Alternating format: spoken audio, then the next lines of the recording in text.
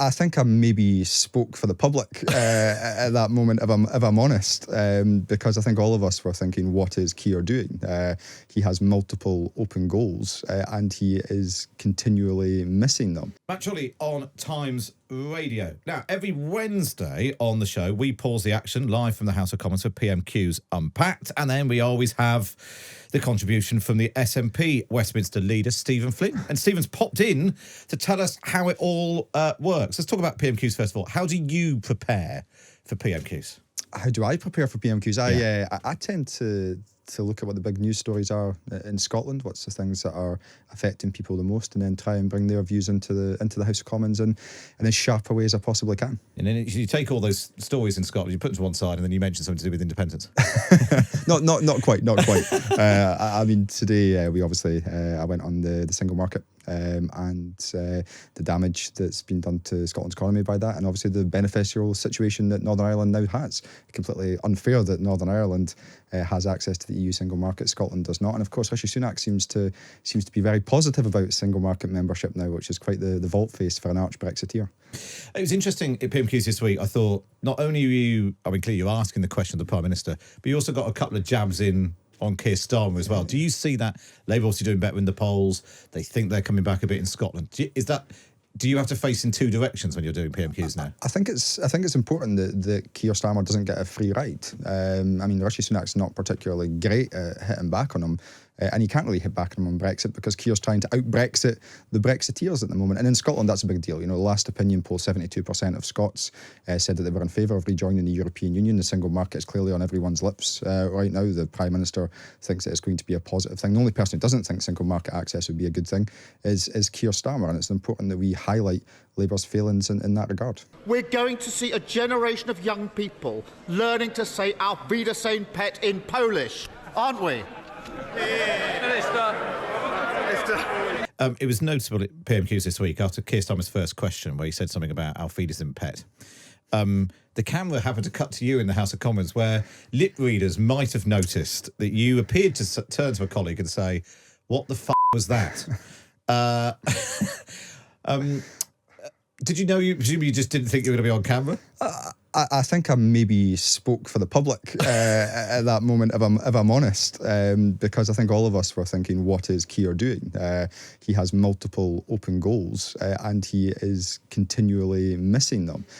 I'm not sure what point he was trying to make. It wasn't delivered very well in any case. And, you know, sometimes we're like everyone else. We make wee mistakes. I made a wee mistake with what I said there, but I think I was speaking for the public when I did so. You've only been doing PMQs for a few weeks now since replacing you in Blackford. Do you enjoy doing it? I don't know if enjoy is the right word because you never really get an answer, do you? But I think it's an important platform for us in order to put forward the issues that matter most to us and to the people who we are fortunate enough to represent in Scotland. And the good thing for me is that there's often a bit of a love-in between the Prime Minister and Rishi Sunak. They tend to stick to the same issues. We're quite happy to speak about Scotland's place in Europe. We're quite happy to speak about the constitutional situation on these isles. We're quite happy to go further than Labour when it comes to the support that families should be getting on energy bills. So there's a lot of blue water between us, the Labour Party and the Conservatives, and we've got to make sure that folk are listening to what we've got to say. My colleague Tim Shipman, who joins me with PMQs Unpacked every week, said this week that you always come with a flick knife in your pocket. Do you feel like you always need to do that? You need a little jab in your questions?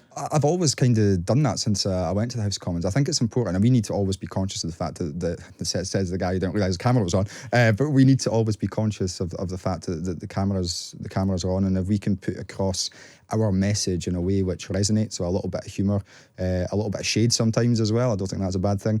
Then we've got to do that, and that's the platform. If you just simply go in and read off your lines as Keir does, I think it switches people off. We need to be able to, as politicians, engage with the public, and if you can put a little bit of humour into things, then why not?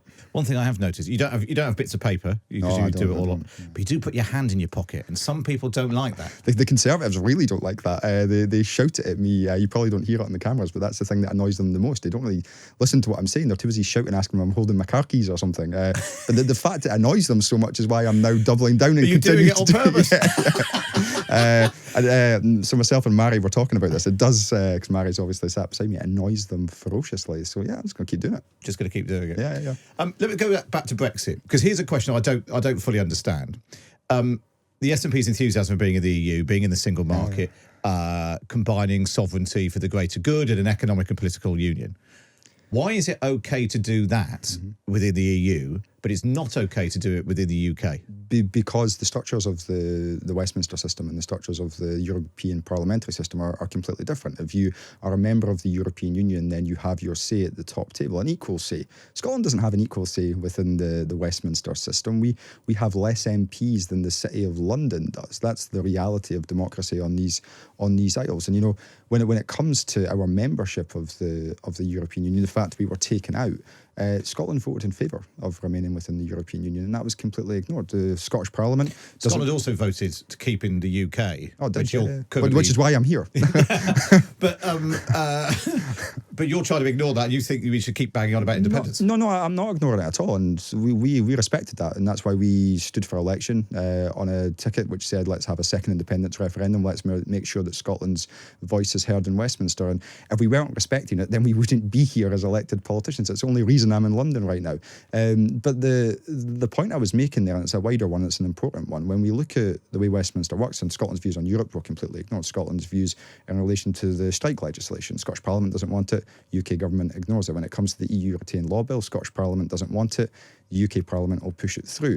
There is not on these isles a fair and democratic way for the Scottish Parliament or the Scottish people to have their say democratically, and that's not a good thing. It's not a status quo which can be defended by Keir Starmer or Rishi Sunak or anyone else. But if an independent Scotland was inside the EU, you wouldn't have a veto on every decision that the EU made. We may well not have a veto, but we would have a say in the ability to be listened to. We don't have a say in real terms because we're not listened to. As I said, we've not voted Conservative since 1955, and yet we continue to get UK governments which are of course of that shade. And you know, the Labour argument is that you could vote for us and you'll not have a Tory government. But in the electoral cycle that follows, we will have a Tory government again that we didn't vote for. It depends upon what the people of England, how they vote and how they determine things to be. And of course, within that system, our views are completely ignored and irrelevant. What's your job being in Westminster? Why? Because is it to cause trouble, to foster such anti-Scottish feeling amongst English voters that they're happy for you to go? Is it what's the point of being an SNP MP in Westminster? The point of being an SNP MP in Westminster is firstly to ensure that our constituents' voices are heard, because if we're not here speaking for them, then nobody is. And it's to make sure that our party's policies are heard on the UK stage. We're very fortunate to have the opportunity to speak with the likes of yourself, Matt, and to put across our points and the things that matter most to us. And take another example would be the energy crisis at the moment. Scotland is energy rich. We produce 6 times more gas than we consume. Almost 70-80% of our electricity comes from net zero sources, and yet people in Scotland are living in fuel poverty.